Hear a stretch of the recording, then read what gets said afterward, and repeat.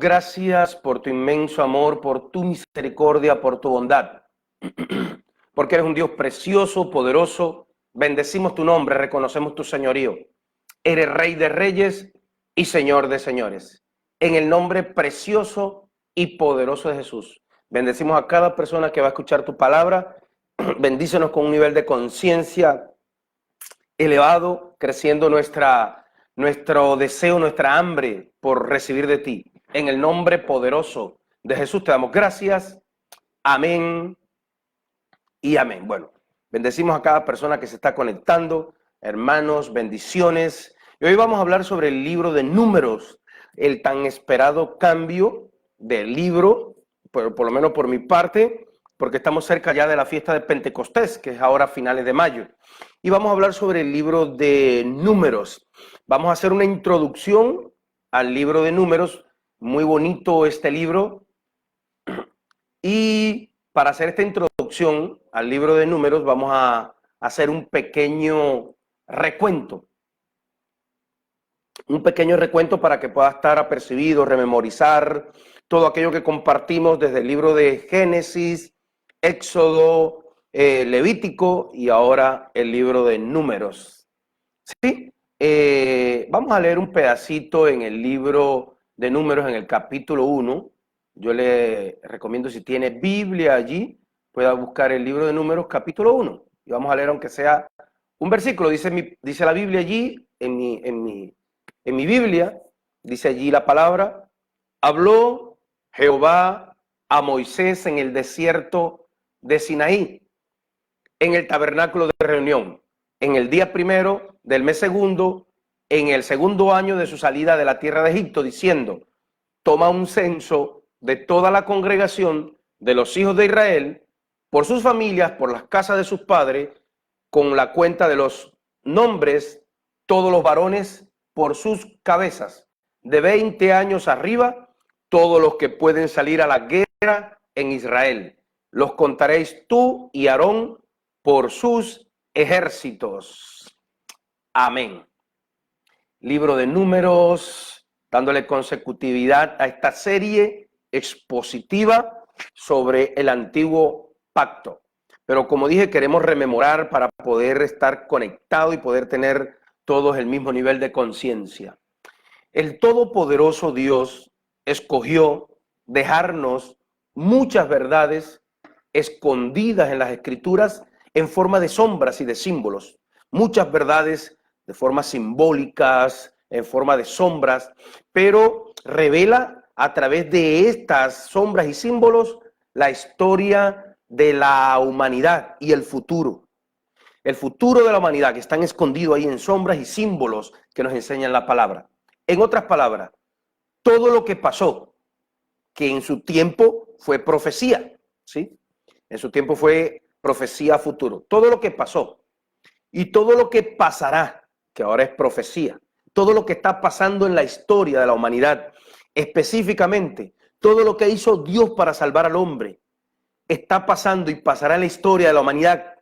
Todo fue revelado desde el principio. ¿A través de qué dijimos? A través de la palabra, los profetas, pero en forma de simbolismos, a través de la construcción del tabernáculo, a través de los simbolismos, como dije, de la construcción del tabernáculo, a través de los simbolismos de los sacrificios, pues no podemos acercarnos a Dios sin derramamiento de sangre, y a través de las leyes de separación, lo que era limpio, lo que era impuro, lo que era inmundo. La segunda parte de este libro de Levítico que estudiamos habla de las leyes de pureza, por eso le digo las leyes de separación, y explica en este libro cómo vivir separado del mundo para poder agradar a Dios y estar cerca de Dios. Y otra de las formas en que Dios nos enseña lo que pasó, lo que está pasando y lo que pasará, es decir, lo profético, es a través de las fiestas o santas convocaciones. Como dije, lo anunciado por los profetas, los simbolismos en la construcción del tabernáculo, los simbolismos de los sacrificios, las leyes de separación y las fiestas o santas convocaciones. Cada una de todas estas cosas que mencioné, de estos mandamientos, de estas ordenanzas, de estos estatutos que Dios dio al pueblo de Israel, son de carácter conmemorativo porque nos recuerdan algo que pasó, simbólico porque descubren algo que debemos entender del mundo espiritual hoy, y profético porque nos muestran el futuro. Vamos a hacer, después de esta rememoración, un recuento de los libros que hemos estudiado. El libro de Génesis. El libro de Génesis dijimos que era el libro de los inicios, pues narra desde el principio de la creación, pero también el surgimiento e inicio de todo, de la tierra, de los cielos, de las estrellas. Narra cómo surgió la primer familia y cómo entró el pecado al mundo, cómo se condenó el hombre. Narra, es decir, la primera familia, explica el cómo entró el pecado y la condenación del hombre. Eso es Génesis. Entre tanto, el libro de Éxodo es el libro de la redención. Es el libro de la redención y explica ese pecado en el cual el hombre se metió en Génesis. Éxodo explica cómo Dios lo sacó de allá, cómo hizo Dios para liberar al hombre del pecado. Nos enseña cómo Dios sacó al hombre de la esclavitud, del pecado, de la mala inclinación, del ego, a través de la liberación. Si la analogía es la liberación del pueblo de Dios de Egipto. Bueno, Génesis los inicios, Éxodo la liberación, pero Levítico, en cambio, analiza la separación del hombre de este mundo. ¿Cómo se debe separar el hombre de este mundo para estar en comunión el hombre con Dios, para estar cerca de Dios? Explica el libro de Levítico cómo el hombre pecador puede andar en comunión con Dios, apartado del mundo, separado del mundo para Dios. Génesis, los inicios, Éxodo, la liberación, y Levítico, ya que el hombre es libre, Dios lo liberó, cómo puede mantenerse libre, separado del mundo y cerquita en comunión con Dios. Ya Dios liberó a su pueblo, quiere ver la nación separada de las costumbres del mundo, separados de la vana manera y malvada manera de vivir del mundo, para vivir en una relación con nuestro Señor. Explica, en otras palabras, cómo el hombre pecador puede andar en comunión con Dios, apartado, separado del mundo. Primera de Juan 1:5 dice, y este es el mensaje que hemos oído de él y os anunciamos: Dios es luz y no hay ninguna tinieblas en él. Si decimos que tenemos comunión con él y andamos en tinieblas, mentimos y no practicamos la verdad. Pero si andamos en luz, como él está en luz, tenemos comunión los unos con los otros, y la sangre de Jesucristo los limpia de todo pecado. Bueno, este versículo, este texto habla de la comunión con él, de cómo Dios quiere que andemos en comunión con él, separado de las tinieblas y de aquella vana manera de vivir. Entonces, ya específico, sabiendo cómo venimos desde Génesis, los inicios, Éxodo, la liberación, Levítico, separado del mundo para vivir en comunión con Dios, podemos entender que el libro de Números, el que sigue, es el libro de las peregrinaciones en el desierto. Es el libro que revela con claridad por qué Israel no tomó posesión de la tierra prometida e inmediatamente después de salir del Sinaí, sino que tuvo que andar errante en el desierto durante 39 años. Esto es Número, peregrinación en el desierto. ¿Por qué Israel no pudo entrar, tomar posesión de la promesa de la tierra prometida después del Sinaí, donde se le reveló Dios con su palabra, y más bien tuvo que andar en el desierto 39 años? Y de esto tenemos muchas enseñanzas. Para entender el libro de Números de manera general, estamos en la introducción, tenemos que entender que del capítulo 1 al 20 nos habla de una antigua generación que fue desechada. Del 1 al 4 nos cuenta nos narra cómo fue censado, cómo fue contada esa generación, ese pueblo de Israel. Cómo fue contada basado en los hombres disponibles para la guerra.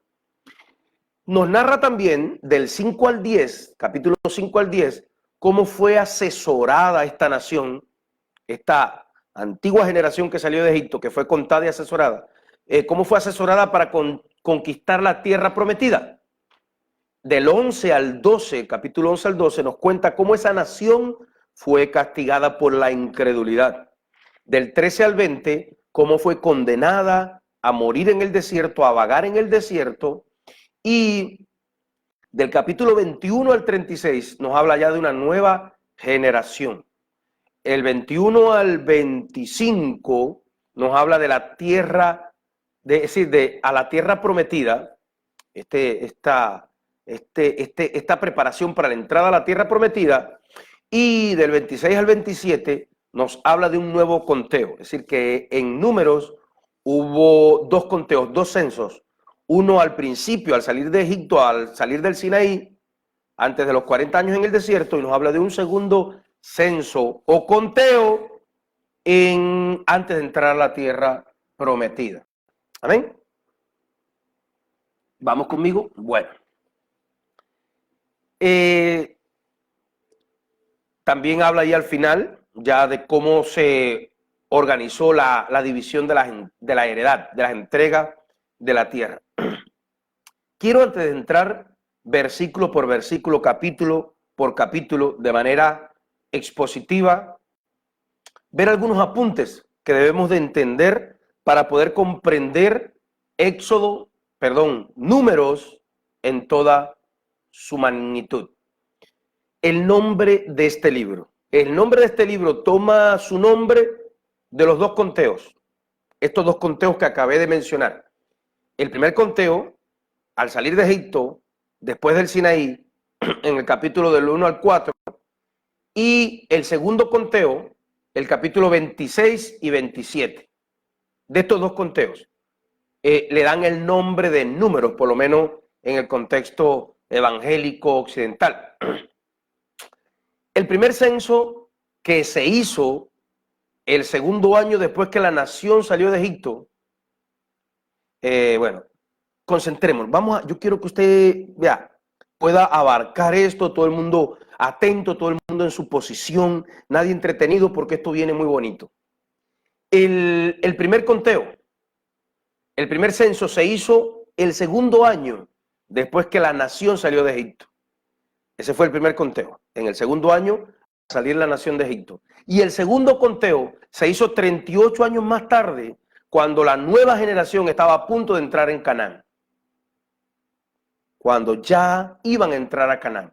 Estos conteos no fueron de la nación entera, solo de los hombres aptos para luchar, los hombres preparados para la guerra. Hablaba del potencial de conquista, del potencial de guerra del pueblo de Israel.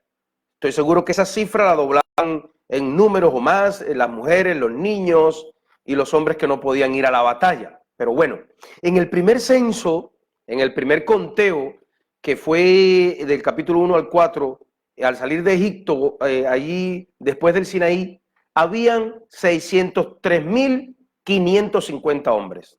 ¿Cuántos? 603.550 hombres disponibles para la batalla. Y el segundo conteo 38 años después, antes de entrar a la tierra prometida, había 601.730 personas. Note esto. En el primer conteo, ¿cuánto hubo, Lourdes? 603.550. Y en el segundo, 601.000. Hay una diferencia. En vez de crecer en 38 años, por favor, en vez de crecer en 38 años, más bien descendió el número. Es decir, hubo pérdida. ¿Por qué en vez de en 38 años la nación de Israel crecer, decreció, se estancó? Y no solo se estancó, decreció. Debían haberse multiplicado, pero más bien disminuyeron en número. Solo Josué y Caleb entraron porque creyeron. Esto me enseña, escucha acá, es mi opinión, que las viejas generaciones, oiga esto, que las viejas generaciones debemos captar el nuevo mover y la revelación de Dios. Si no, nos quedamos. Vuelvo a repetir, este descenso en número del pueblo de Israel, en vez de crecer en 38 años, anduvo deambulando en el desierto sin ningún avance o conquista, con todo ese potencial. En vez de crecer, disminuyó. Y esto solo Josué y Caleb entraron. Esto me enseña que las viejas generaciones debemos captar el nuevo mover y revelación de Dios, si no nos quedamos. Mire, hace muchos años el mundo evangélico hizo mucha fuerza contra la renovación de la alabanza. Hizo mucha fuerza. Yo recuerdo que cantantes cristianos traían un nuevo mover de la alabanza con nuevos géneros y fusiones y nuevos instrumentos, y el mundo evangélico hizo mucha fuerza contra eso. En las iglesias solo se podía cantar con himnarios y era prohibido los instrumentos, los géneros musicales no tradicionales que no fueran himnos eran prohibidos porque supuestamente eran del diablo. Los instrumentos que no fueran el órgano, es decir, piano, batería y otros eran tenidos como del diablo. Hoy para todos es normal la alabanza y la adoración, con todos los instrumentos y la mayoría de los géneros, todo se usa. Hoy es normal, pero en aquel tiempo el pueblo cristiano le hizo resistencia a esa renovación de la alabanza. Igual pasó con la guerra espiritual. Al principio no todo el mundo la aceptó. La sanidad interior y muchos otros temas más que fueron entrando en la renovación de la revelación. Ahora, esto me llama a hacernos una pregunta. Hoy, como pueblo cristiano, ¿estamos haciendo fuerza contra algún mover o revelación para estos tiempos a los cuales deberíamos poner atención? Una renovación cultural de las raíces en las que fueron escritas las escrituras, creo yo. Una renovación cultural para poder entender las escrituras como ellos las entendieron. Yo sé que es difícil concentrarse cuando en su casa anda todo el mundo caminando para todas partes, barriendo, en vez de estar atento al culto, pero haga la fuerza. Oiga esto, una renovación cultural de las raíces en las que fueron escritas las Sagradas Escrituras. Una renovación cultural para poder entender las Escrituras como ellos las entendieron en el momento que les fue dicha o escrita, bajo la cultura que la entendieron, bajo la cultura que ellos la entendieron, para poder traer un significado de estas enseñanzas para nuestros días, con la aplicación apropiada para nosotros.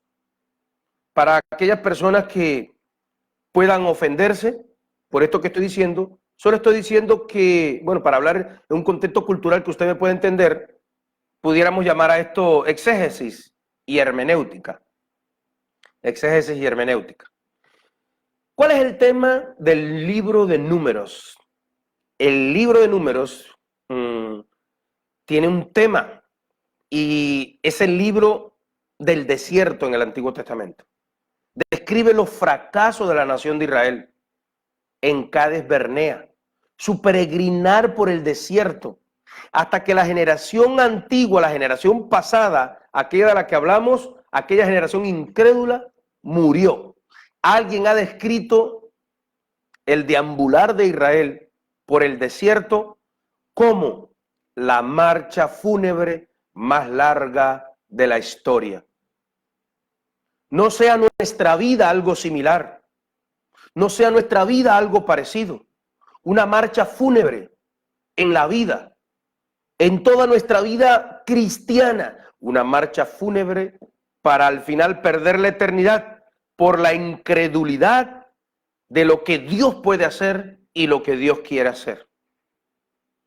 De la generación anterior, de la generación antigua, solo Josué y Caleb, solo a ellos dos, se les permitió entrar a Canaán, debido a que confiaron en Dios y se opusieron a la decisión de la nación de regresar a Cades Barnea. Incluso a Moisés se le prohibió entrar en la tierra prometida debido a su pecado cuando golpeó la roca en lugar de hablarle. La fe es la que te hace entrar en la tierra prometida. La fe es la que nos hace entrar en la tierra prometida. ¿Y qué es la tierra prometida?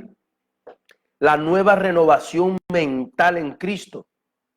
La vida en el fruto y los dones del Espíritu Santo de Dios. Que no se te impida llegar allá. Que no se nos impida entrar a esa vida de la nueva renovación mental en Cristo. A la vida de poder, a la vida del fruto y los dones del Espíritu Santo. Por la incredulidad en lo que Dios quiere hacer y puede hacer.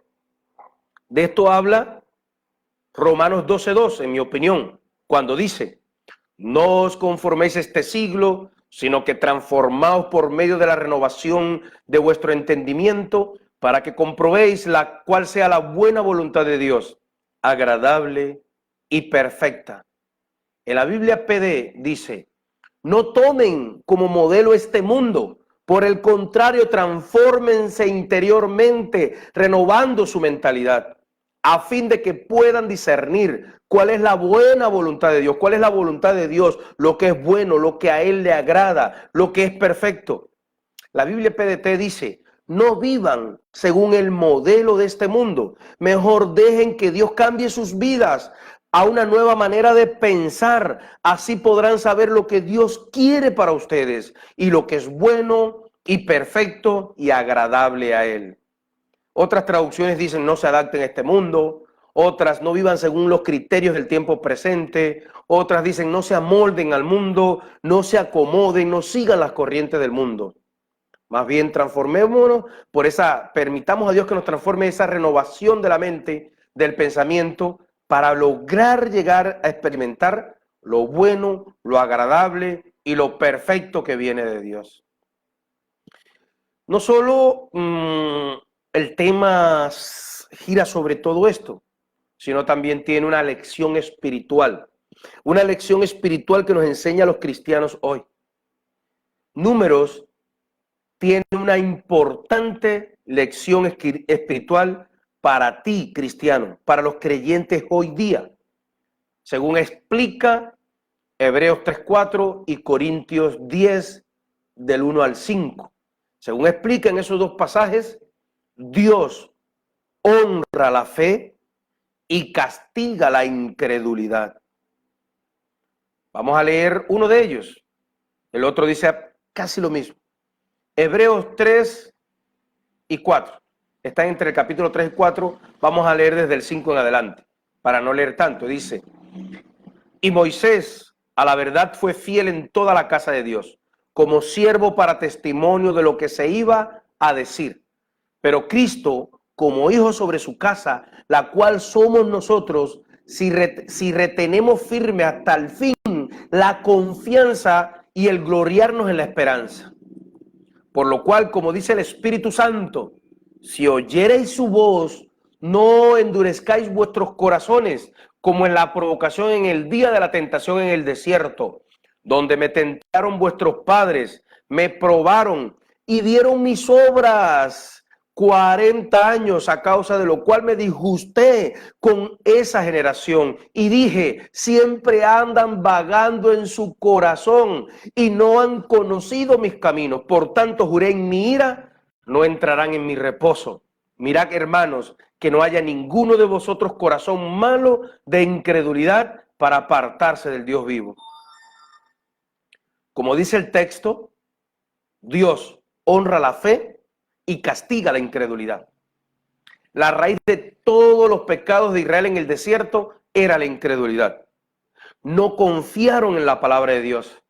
En Cades Barnea dudaron de la palabra de Dios y fracasaron no entrando en su herencia. En lugar de recibir a Canaán por fe, vagaron por el desierto en incredulidad.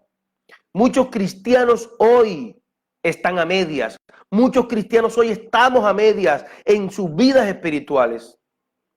Se han librado de Egipto, han salido del mundo por la sangre del Cordero, pero no han entrado en su herencia en Cristo. No viven o no vivimos en el fruto del Espíritu Santo. Enredado en lo mismo del mundo y enredado, sin ver un avance, sin ver un progreso en la vida espiritual. Canaán no es un cuadro del cielo, más bien es una ilustración de nuestra herencia espiritual en Cristo. Como dice Efesios 1:3, es herencia que se debe recibir por fe. Es el resultado de una promesa. Canaán era una tierra de batallas y bendiciones, como lo es la vida cristiana de hoy. Tu vida cristiana y mi vida cristiana es una vida de batallas, pero también de bendiciones. Triste es decirlo, pero demasiados son los creyentes, demasiados son los cristianos que, a pesar de haber hecho la decisión de fe de salir del mundo y de salir de Egipto, llegan al lugar de decisión de Cades Barnea y luego fracasan al no entrar a su herencia por fe.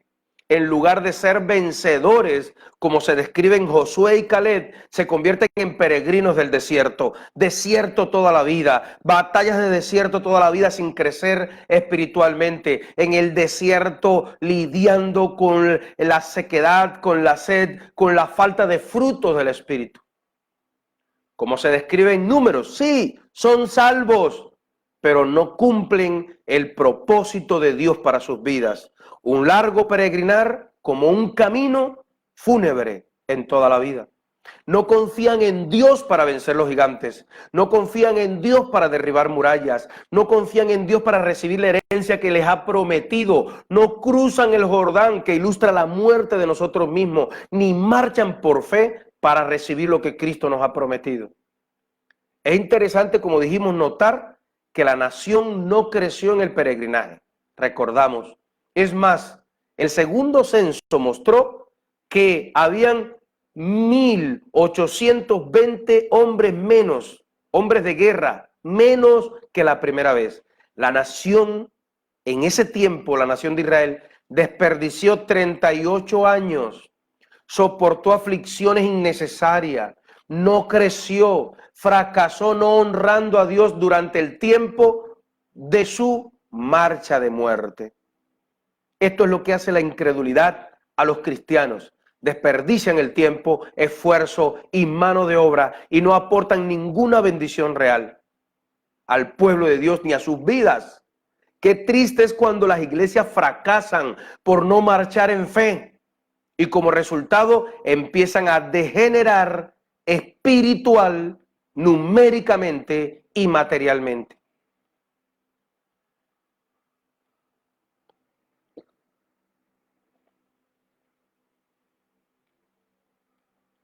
Piensen esto. Usted, yo, ¿estamos estancados por la incredulidad? ¿Es la incredulidad el motivo del estancamiento suyo y el mío? ¿O estás caminando en fe a las promesas de Dios, venciendo gigantes, derribando murallas, recibiendo la herencia que se nos ha prometido?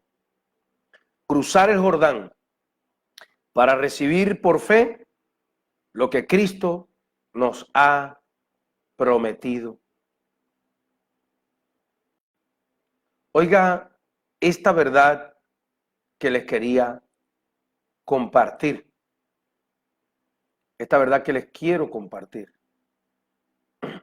Estamos haciendo un tránsito del libro, estamos en una introducción del libro de Levítico al libro de Números.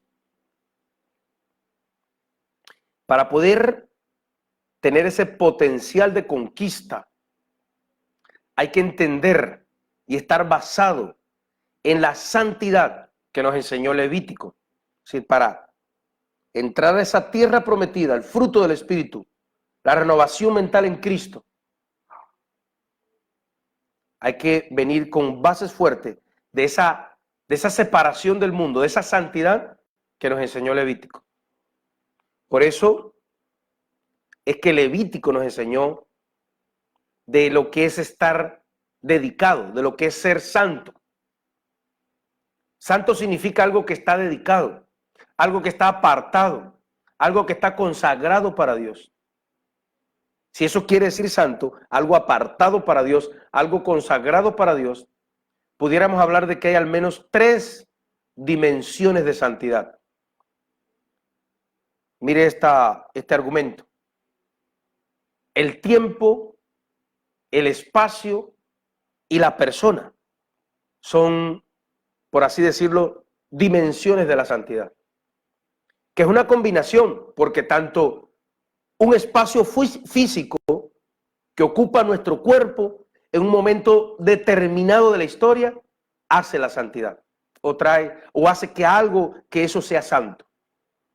Es decir, usted está en un lugar en un tiempo determinado y usted como persona ocupa ese espacio físico y esa línea de tiempo. ¿Por qué el espacio físico?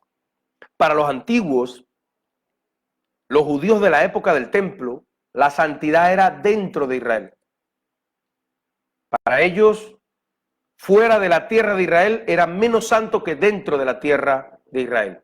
Pero ya dentro de Israel, Jerusalén era para ellos más santo que el resto de la tierra. Y en Jerusalén, para ellos, hay lugares que tienen más santidad, siendo para ellos Israel el lugar más santo del mundo. Dentro de Israel hay lugar, como la parte vieja de la ciudad, ahí donde está el Bet Hamidash o el lugar del templo, que para ellos tienen más santidad por encima de todos los lugares del mundo. Pues miremos, tiene algo de sentido. Dios le dijo a Moisés, quita el calzado de tus pies, porque el lugar que pisas, santo es. Y les habló del lugar, el lugar santo es. Éxodo 3:5, no te acerques, quita el calzado de tus pies, porque el lugar en que tú estás, tierra santa es. Pues así nos parezca ingenuo, podemos comparar que no tiene la misma santidad un lugar escogido para una iglesia que un lugar escogido para una cantina o para un lugar de tolerancia donde las mujeres y hoy hasta los hombres venden el cuerpo en la prostitución. Y dentro del local de la iglesia hay lugar, no sentimos el mismo sobrecogimiento en todas partes, si se está en la última fila o en el baño o en el frente, a cuando nos subimos a la plataforma, a la cual muchas personas llaman el altar. También nos sentimos diferentes si subimos al altar a algo determinado, si vamos a presentar en oración un tiempo, si vamos a cantar, si vamos a recoger la ofrenda o si vamos a predicar la palabra o vamos a adorar a Dios o vamos a orar por las personas, ¿sí?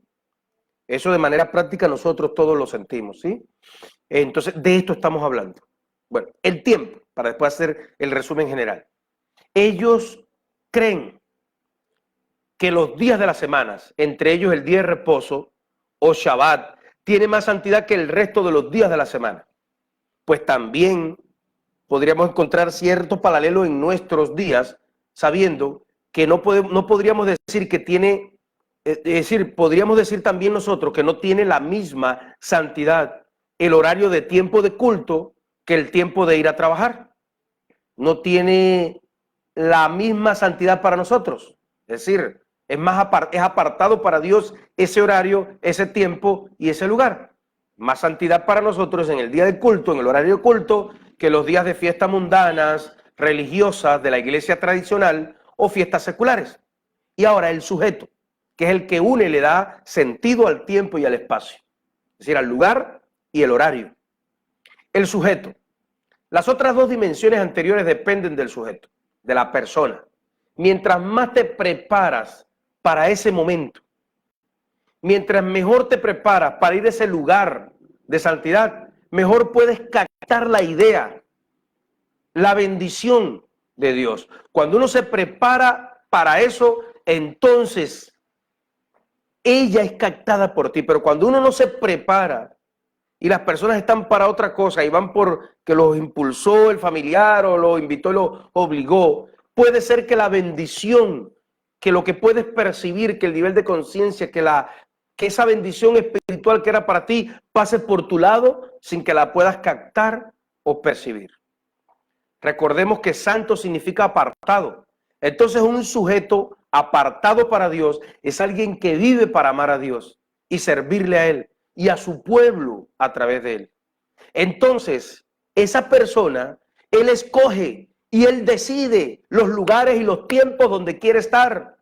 Hoy hay personas que han decidido estar en YouTube viendo videos de gatos que se caen, viendo videos de personas que tropiezan o que caen de una moto, videos de chistes, de risa. Hay gente que ha escogido eso, pero hay personas que han escogido el lugar y el tiempo apropiado para apartarlo para Dios. Es donde Él quiere estar.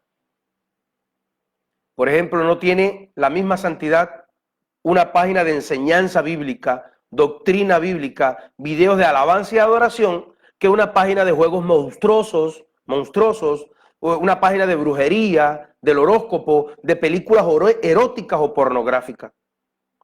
En los tiempos del diluvio, el lugar apropiado era, el lugar más apropiado para cualquier sujeto de esa época, para cualquier persona que existía en ese tiempo, era el arca. El que no estaba en el arca, murió. El lugar más apropiado para estar todos los momentos que se pueda es en el momento del culto, en los tiempos cuando es acordado, en el lugar del culto. Y luego, fuera de ese tiempo y de ese lugar, en la presencia de Dios, en el estudio y la búsqueda de Dios. Los sujetos, las personas que no estén en el lugar apropiado, en el momento apropiado, la mayor cantidad del tiempo que se pueda, como los que les pasó en el arca, se van sin Dios a la eternidad porque no se les halló santidad. Así que es importante el lugar apropiado en el momento apropiado. Si usted no está donde tiene que estar, así no le guste, puede perder la salvación, porque para Dios eso es también santidad, estar apartado para Él. Cuando muchos podían reunirse, cuando había oportunidad de poderse reunir, muchos menospreciaban el tiempo y el lugar de culto. Ahora en estos momentos tiene que ver con las páginas que visitas y los tiempos acordados. ¿A qué tiempos o lugares y páginas webs frecuentas más? ¿A los tiempos y las páginas que agasajan la carne o a los que traen santidad a tu vida? Entonces, sabiendo esto, debemos entender que debemos estar en el lugar apropiado para Dios, en el momento apropiado para Dios, y ese lugar y ese momento apropiado es el momento y el tiempo del estudio de la palabra de Dios. Ahí en el versículo 1 del libro de Números podemos ver que Dios le habla a Moisés. Dice allí, habló Jehová a Moisés en el desierto de Sinaí. ¿Sí? Desierto nos trae siempre idea de prueba, ticún, desierto, porque parece que en el desierto es en el único lugar que le ponemos atención a Dios. Es allí donde nuestro cuerpo, el sujeto, la persona, el tabernáculo de reunión, nuestro cuerpo, está preparado y apercibido para que la bendición no nos pase por al lado y se nos vaya. Y allí Dios le pide a Moisés que tome ese censo a toda la congregación de aquellos que pueden pelear. Y ahí viene un largo número de nombres que le pido que usted lea, desde el número 1, 2 hasta el 18. Y después desde el 19 empieza a hablar por las tribus y sus descendencias, cuántas personas por tribus podían salir a la guerra. Le pido que lo lea como tarea, porque si lo leyéramos íbamos a demorar mucho. Y dice al final que fueron contados 603,000, oiga esto, fueron contados 603,550 personas, como dijimos. 603,550 personas. En el primer censo que aparece en Números, dice algo. Dice algo y dicen los científicos de la NASA que cuando usted mira el cielo en una noche despejada, el número de estrellas que aproximadamente podrías contar serían aproximadamente 500,000. Entonces, quiere decir que cuando hicieron el censo, el número de personas que tenía Israel era aproximadamente los que usted puede contar a simple vista en una noche despejada y estrellada. Eso nos hace recordar la promesa que Dios hizo en Génesis 15:4, donde le dijo a Abraham: mira ahora a los cielos como las estrellas, así será tu descendencia. En la mente finita y estrecha de Abraham podía caber ese número incontable de estrellas, y más o menos ese número exacto fue la descendencia con la que Dios le cumplió a Abraham, que sacó el Todopoderoso de Egipto. Allí da una serie de enseñanzas en el 1:47 de cómo deberían cargar los utensilios, cómo los levitas deberían tomar los utensilios, cómo deberían desarmar el tabernáculo, cómo transportar los utensilios. Esta advertencia fue confirmada ya cuando el rey David se decide llevar el arca en 2 Samuel 6. Y Jehová especificó las características y los requerimientos y los procedimientos para que los levitas se acercaran al tabernáculo. Entonces eso fue lo que pasó allá. Tal vez no hicieron las cosas como Dios había dicho que tenían que hacer. David tenía la buena intención de trasladar el arca, pero no miró el libro de Números. No nos pase a nosotros lo mismo, que tengamos buenas intenciones en lo que queremos hacer, pero por no hacer el procedimiento correcto, por no mirar a los libros del Antiguo Testamento, por no mirar en la cultura que se escribieron, vayamos a hacer las cosas bajo procedimientos que no son los que Dios nos mandó. Entonces David tenía una buena intención de hacer las cosas como quería Dios, pero no lo